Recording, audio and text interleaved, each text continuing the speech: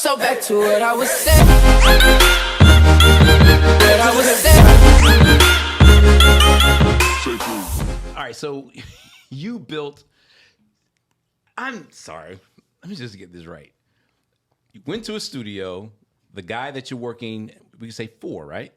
Or with? No, it was just. No, so he was a studio engineer. He was just a studio engineer. He was a studio engineer. Yeah. But you were in there with Kook. Yeah, so I was his engineer. You were Kook's engineer. And he preferred a certain type of switch that the studio didn't have. And instead of you being like, okay, we just have to work with what we have. She built it. You built the switch. Yeah. No, she went to Micro Center first. And then built it. No, she Googled No, the sorry, not Microsoft. It was Fry's. My bad. Fry's. She Googled the schematics. Google the first. schematics. First of all, we had to say the word schematics. And I mean, just the respect. Oh, thank you. And the I salute you for it, love 'cause that I- just I happened know what right goes now. into It's it. just, Yes. I mean, it's pretty simple, but it's just like where are people like you? No, it's not. It's not simple because most, like Stone just said, most people will be like, well, this is just what it is. It is what it is. The I thought might process even have to been like even- it is what it is. Yeah, I mean, sometimes it is, but that was a situation where it was an easy fix, but they didn't want to believe that it was an easy fix. So I was like, okay, it's fine. God, I must have yeah. had sex in that studio. What was his name? Go ahead, out him real quick. No, No, we won't do I that. like my career. I'm just playing. I'm gonna play nice. So that leads me to a question I want to ask you, because right off the bat, I see just that mentality is going to be one of the answers. But what makes a good engineer? I think it's really the skill obviously always has to be there, but I like to say this a lot when I go and speak anywhere. Your skill set is what's going to get you in the room, but your personality and how you treat people is what's going to keep you there. Oh my God! Say it again. He knows me too well. Say it again. He knows Yeah, me it's too too well. funny. Because I mean, you're spending so much time with these people. We're making music, which is a beautiful, like, awesome creative process. It doesn't have to be that deep. So like, your people, it's people skills. It's just like it's paying attention to detail, and just it's the being able to like see someone's needs before they say it. You know. Yeah, I mean, so that's the thing, and so That's the being able part to that make broke people me. comfortable I got tired of being a therapist. I told you this. I got sick of being a therapist because that's the part of it. Yeah, like no, 100% is the part of Your it. job is to keep people like you're the glue in the room. The whole "I'm not a people person" Yeah, is it not doesn't work. an excuse. Oh my god! And- but you and- can't do that in this career. I mean, Yeah. not to have a long career. Right. Exactly. You'll get thrown out quick. And I grew out of being a people person because of having to do it. I so get much. it. Now for you sure. said you have to have the skills as an engineer. You said, Absolutely. of course, that's a given. But unfortunately, it's not a given. Oh, it is What unfortunate. do those yeah. skills entail? I think something that I learned through Kook, to be honest, I used to always, if there was an issue, for example, right, I want to be right on it. And so then my energy in the room gets a little frantic because I'm trying to like solve, troubleshoot. Because, I mean, working in the tech shop really helped me, being able to troubleshoot issues. Okay, if it's not this, then this, signal flow, like blah, blah, blah, blah, blah. But something I really learned from Kook and working with him was like just being calm the whole time. Doesn't matter like what's happening. You don't want anyone else to know what's happening. So like if I'm working with an engineer, for example, I'm in a studio and I'm vocal producing, and the studio engineer comes in and there's like a bunch going wrong, and my artist is in there, and the engineer is like running around like with their head cut off because there's a lot going on. It disrupts the energy of everything. So I don't know why I want to speak on that, but I mean, it's energy really matters, but understanding how to troubleshoot. Okay, this is the problem. Let me trace it back to the beginning and figure out where it is. It's really just a thought process thing because the tools are going to keep changing, and learning how things work is going to keep changing. What did you do then to be able to troubleshoot so effectively? I mean, was it just a learn on the job thing? Like I'll just learn when something goes wrong in the session, or were there things you did outside the sessions to make sure you knew how to troubleshoot? Tech shop. It was in the tech shop, and so working in the tech shop helped me so much. This tech shop, where is this tech At Berkeley. I worked in the tech shop at Berkeley. Berkeley. Okay, So gotcha. yes, to maintain the studios, and my sister worked there after when she went to college too, and it's Following amazing. the family business. That's awesome. So dope. No, I learned so much. I will say probably half of my Berkeley education I feel like was from that student employment job. But so that taught me how to do it, and then honestly, just I've always kind of had that kind of a mindset. I really like solving problems. I really like escape rooms. I really like things like that. I think that's like the best. Escape rooms. We'll talk escape rooms after They this. freak me out a little bit, but they're We don't go to scary ones. Huh? Don't go to scary No, ones. go to the scary ones are fun. No, Well, the not scary even ones scary. are- It's the fact especially on one that's really hard and I can't get it. Yeah. The harder ones are usually the Because easier I ones. though. Like, immerse they- myself. So I'm like, holy crap, I really am here. And the radioactive slime is about to leak Oh into my the God. city. So I'm about to, I love it. And I'd be like, calm down. First of all, it's a game. All right. Have you done all the ones here in the town? Yes. Okay, so you've done. I do so many escape rooms. Okay, have you- pandemic, the Rona of it all has yeah, I've done diminished a that ton for me. online. But the ones at the Battery are the best. So the They name. are. haven't been to the one at the Have you Battery. done the Egyptian one? At the Battery. Wait, no, the Egyptian's not at the Battery. No. The prison one is at the Battery. Yeah, done that one. We beat that one. Love that. The prison one is up north. We got. Can you want to It's go so to that fun. one? Yeah. You got it. Okay. Next, Okay. either before you leave or next time you come. I love escape You want rooms. to come, Stone? The Let me playground see. one at the Battery is my favorite sorry. one. If y'all go, I'll go. I'm geeking out. I'm Right, Y'all super go, down. I'll go. I'm Yeah. always down for escape room. right on. But so yeah, do escape rooms to learn how to be a great engineer. Pro tip from this podcast. but No, why, it's- but why it's you the- BS and like No, it's the seriously. it's I the know. it's the I it's the used thought to, process. Yeah, I it did is. Sudoku puzzles. That was my thing. Like it's That's literally dope. just figuring out how to get your brain to think outside of. But what about the 100%. person that doesn't have access to the tech shop? I mean, there's so much that you can learn. Even with your own gear, like when your own stuff isn't working, instead of just being like, "Oh man, I have to call this person." I mean, it's like, okay, you Google, you go on forums, you track signal. Buy two of each thing. So this was my thing. I'm just gonna throw this out there because you asked that question. This is something that I actually used to do. So like I remember the first the home set I had was back when the Inbox 2 Pro was a big thing. Yeah, So I hated bought. M boxes. Yeah. Did you? Oh, See, I don't know The much amount about of that stuff, grief so I they loved it gave when I me. had one. I loved it until the Duet came out, and then I switched. But I bought two. I bought a brand new one, and it was the brain for my little project movable system at home. And then I found one on eBay that was used and beat up. And as soon as it got there, I busted open. And I ordered the schematics, and I figured out how everything That's worked in it to awesome. figure out where transistors were. And that was my thing. Like a lot of people, when they think engineer, they think just the soft side of it. They don't ever break stuff open. Yeah. Right. Like take a That's the hammer, fun like literally, part. literally take a hammer to something and reverse engineer it. Figure out why this is. And again, you can read you could read so much. Like, I mean, everything on how it's set up. I used to do that with my computers all the time. Like, I mean, you can't with the MacBooks anymore because Yes, you- they're one piece. Yes, you can. You can. Okay, we will talk. I mean, like this one. That's probably This one- oh, this yeah, one you can. this one's That's easy. Yeah. mine. I used to soup up all the time. I would switch stuff out, like change everything. Did the same thing with Coops. Like, love that. I gotta change the transistor on this one because I'm having the graphics issue on it right now. That's starting to happen. But learning how to do that stuff, like I used to just, I literally just went All on I heard YouTube. just now was beep, boop, boop. Beep, boop, boop. That's all I heard, right? My bad. But go ahead. But like I learned that from YouTube. You Yeah. know, it's just there's so much that you can learn if you go out and pursue that knowledge. Yeah. You know, so YouTube is the best thing in the world right now. Like Yeah. Mm-hmm. literally for anybody doing anything tech related. Not to mention even the soft side of music. Like Yeah. I can't remember the guy's name. There's a guy now who somehow got his hands on like all of Michael Jackson's just the stripped down sessions, like the raw sessions from Wow. like Beat It, Billie Jean, and he literally his YouTube channel is just breaking it down. You know, that's where those clips And he's- came from. yeah. Yeah, because there've been some clips that have gone out. Uh-huh. And That's it's awesome. dope. And he goes through track by track, he solo stuff, and then he literally breaks down like what you're hearing, and Mm-hmm. then he does a second video where he mixes it again, like he mixed Beat It and Billie Jean, how he would do it Right. against what Bruce Sweetie did back then. Wow. So like all of that stuff is out there. It's Mm-hmm. just having the ingenuity to just what's your thing? Google it. It's Absolutely. literally it. my thing. I It's know. all there. But I will say this, like from this, and I don't know if it's intimidating for you. Like even for me, like I never got as deep into it as you. Like I do know how to fix a bunch of stuff. Like I Yeah. learned enough to be able to do it because I kind of have to, especially in the live Absolutely. world. But when you get the skims, some of that documentation is thick, and reading 100%. reading sucks so much. Now 100%. I let this read to me mostly, and I'll just listen to. I can turn everything into an audiobook now. It's love how I it. get through everything. I read 140 books last year for you. by reading 10 and listening. I read to 140 pages last year. But I read 140 characters last year. I'm just kidding. Let's see how small we can go. Dumber and dumber. I'm just kidding. But no, I mean that's. See, I've found that a lot of people are intimidated by the actual time it takes. to Oh, learn how to do absolutely. something But after it's 15 not minutes, easy anymore. 15 minutes a day, 30 minutes a day, like an hour a day, whatever you want to put into it, like you can learn. And I will say, like these days, I'm not as savvy with that stuff because I'm more focused on, I vocal produce more now than I engineer. Just gonna get into that. Right. And so like, I'm not as into that anymore, but it helped me so much in my career to have that backbone. Going into your vocal production, but I'm gonna build the segue first. Yeah. Still on the engineering side, especially as tracking. Yeah. Or even mixing.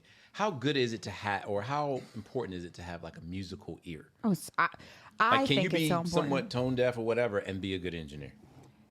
yes, absolutely. But I think it's such a big asset. And I don't know, like, for example, one of the big ways that I came up in my career and like built it was tuning vocals. And the reason that I was so successful there and so many people came to me is because I tuned vocals like a singer and not like an engineer. I wasn't, you know, and so being able to be musical about it and be like, okay, I need to lift this by 3 cents because like that feels better and like whatever. So that musicality is really important. The engineering part of it, absolutely, like you can, you know, not be a musician, but it absolutely helps. Right. Yeah. So, in your opinion, what makes a good vocal producer then? Well, let's just admit there are some people actually that really don't know what vocal production is. Yeah. So explain what that is, and then in your opinion, what makes a good one? So a vocal producer is kind of a cross between a vocal coach and a music producer, right? So it's like, it's not everything that a vocal producer wants you to do is going to be technically correct like a vocal coach would want you to do it, but it's understanding that know-how of how to get the artist to do what you need them to for the record. Just like a music producer needs, you know, certain things for the record. So I'm in there, I'm coaching them, okay, sing this like this, smile, dance with this, do this harmony, do this ad lib, glottal attack here, like whatever. And so you're kind of in a partnership with the artist, and you're helping to create, you're just hand in hand with them to create something that's really special. And you're kind of also that person that, you know, you talk to the A&R, you talk to the person who's produced the track, and you're making what needs to happen. Because also a lot of the time I get a demo that has a vocal on it that it's not the artist, you know, it's someone else, but the A&R loves the demo, the label loves the demo, and now I have to recreate that magic that people fell in love with this new with this new vocalist, and like help make it theirs, but then also make it what the label needs. For example, when I worked on Be Careful with Kook, Cardi B, that hook, the only man, baby, I adore. There you go. Which part? How did that go again? I can't remember. What record was that? Yeah. Be careful. How did it go again? Y'all are too much. I didn't ask you that. I was just saying, hey, you happy now? That's all.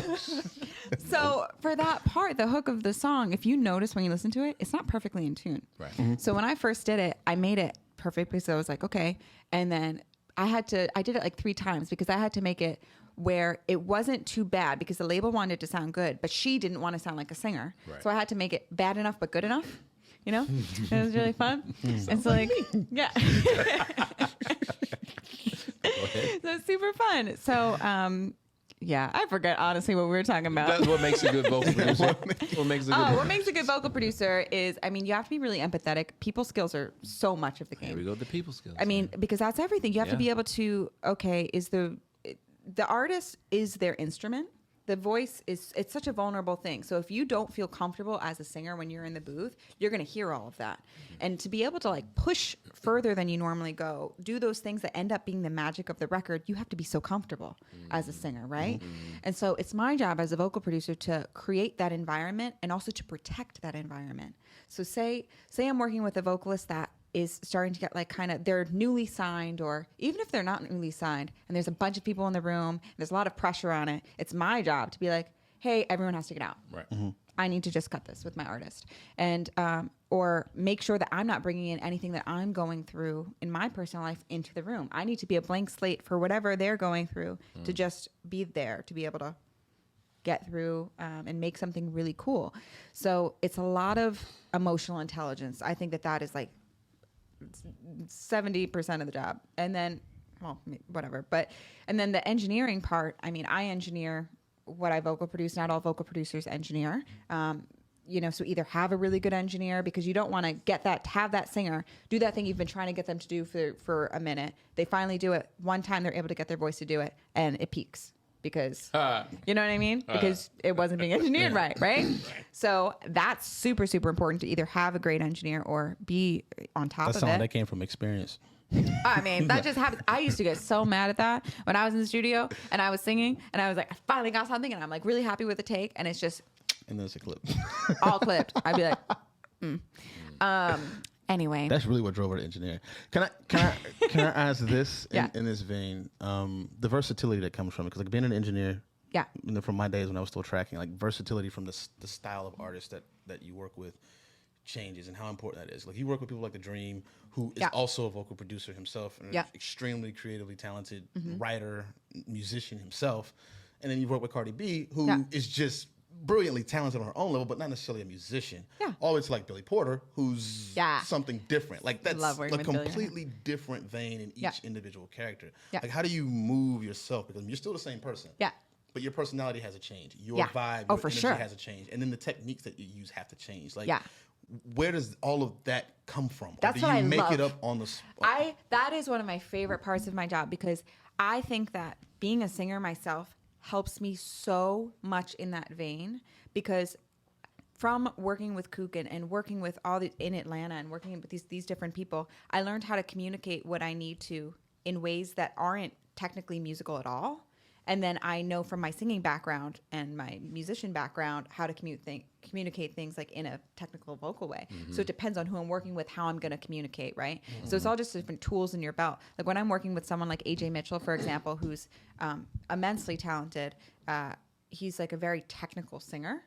And so I explain things to him. I can explain things to him more technically, and he appreciates that. I could not do that in that same communication style with Cardi. Right. It just doesn't make sense. Right. So it's understanding, okay, I'm always trying to get to a certain point. How do I say the same thing in a technical way and in a in 3 different ways? And then even sometimes I'll just sing in my sessions because if I have someone, I'm trying to explain something, I'm like, okay, can you do this? And then I can communicate X, Y, and Z so quickly by just doing that, you know? But some people you can't do that with because then they'll feel a certain type of way if you do that. So the people skills of it and How do you research that? Because the one of the things I had an issue On with. the artist? Yeah. What's your way of... Do you though? No. I kind of did. feel that You just when you have to get feel in it. when you start talking. I used to. Oh. I used to find people who like. I remember I had a session with Twister here. I had never worked with him before, and didn't. I mean, I heard he was a cool dude, but didn't. But I heard he was very particular on how his sessions went, and he wanted specific chains on his stuff. And I just happened to have a friend who I remembered had worked with him in New York once before. So I called like, yo, I just found out that Twister's coming up here. And I don't really know how to set this stuff up. Not only did he send me a session template, which I Amazing. thought was super dope, but like he Shout gave out me to a like network. a 30-minute crash course. Like he doesn't like this. He loves this. Set it up this way. And that kind of set the tone for how I approached the whole session. Absolutely. As opposed to like I walked into some sessions, Cole also here, and they went sideways Yeah. because I remember when Matt Head was here, when Matt was doing the Greenleaf stuff, and Jay was handling most of that stuff, but Jay had to step out for something. He's like, yo, John, can you step in for a second? I was like, yeah. Hadn't even met Matt yet. Right. So I'm walking into a room that already has a vibe. They're in the middle of tracking something, and I have to kind of fall into this, and I felt so out of place. Not that I didn't know how to do it and couldn't handle it, but it was just like being thrown into it and not being able to kind of 100%. foresee what I was walking into, what the personalities were, what that vibe in that room was. Yeah.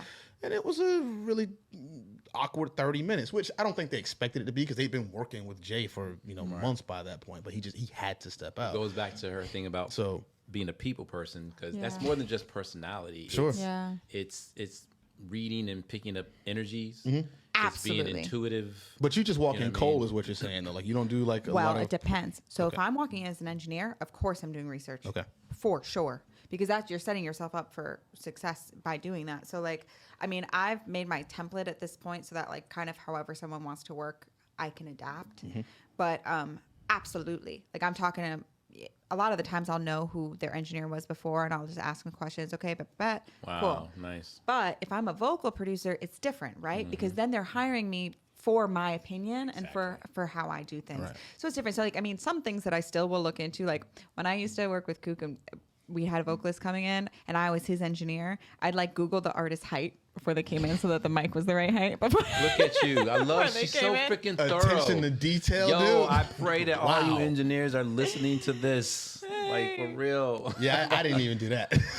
Man, the thoroughness is freaking Now I will say I always did the snack research thing because like Oh, yeah. I always Oh, heard the 100%. Mariah Carey Eminem story. That- So the snack thing was my thing, but like I've never Amen. one time Googled heights to try to set my. That was always when they got here. That was so dope. makes me want to go great. back and fix a few things. No, but that was the same. I mean, I used to, when we were doing the Rose album with Jess, like in 2016, there was like one time she came in heels, right? And you don't want to sing in heels a lot of the time because you don't feel grounded. Like when you're like belting, you want to take your shoes off. Neither, Take neither your one of shoes us off. can relate, but okay. Got it. But I Or- noticed. Well, I don't know. Can you? Okay. He's out here belting it out, But not go telling you anything. Go ahead. No. But I remember I noticed, and I just bought a pair of socks, and I brought it to the studio for her to have the next day, and she was so appreciative. Wow. Like that kind of helped facilitate the relationship that we have So now. I am going to have a training camp here You're coming. at Icon. I'm gonna fly you in. I will put you up in a very nice Airbnb or hotel, and you're gonna spend 2 days training my folk. Now, I'm ride or die. I'm all about family. I have some good engineers. Yeah, They are all amazing. good people and Yeah. all that kind of stuff. But I ain't gonna lie. Yeah. You know, I have a lot of Hyundai Genesises. Beautiful. mean? I have First a of all, Hyundai. first of all, beautiful car. I'm about to say. So hear what I'm saying. My little launcher. Hear what I'm saying. They're Hyundai. That's my point. They're Yeah. Hyundai Genesis. They're beautiful cars, right? Right. Not Bentleys though. Yeah. Okay. Like you're a freaking Bentley. You see what I'm thanks. saying? So it's not a diss. It's just it can be sharpened a little bit. And shoot, we might need to think about doing something like that just for the city of Atlanta. But that's a side a whole conversation, nother- just to raise the whole engineering game. That's a different I'm, thing. I'm listening to the attention to detail and thoroughness here, Yeah. which is something anyone around here would tell you. Mm-hmm. Like they actually say that I'm too anal with it to the point where they. Oh, it's Oh, I aggravating. mean, me too. People say that I mean, about I'd me. be taking pictures, and I'd be like, That's "Nah, what I I done used to walked do. up this. I walked into the building just like everyone else, and I'm the only one that saw that cup on the side. Yep. Like I'm like that. Yep. And to take that into a studio room Yeah. is exactly the kind of atmosphere that I want here at Yeah. Icon and everything. So, I mean, you're just singing my game. So, Thanks. question I do want to ask this. Yeah.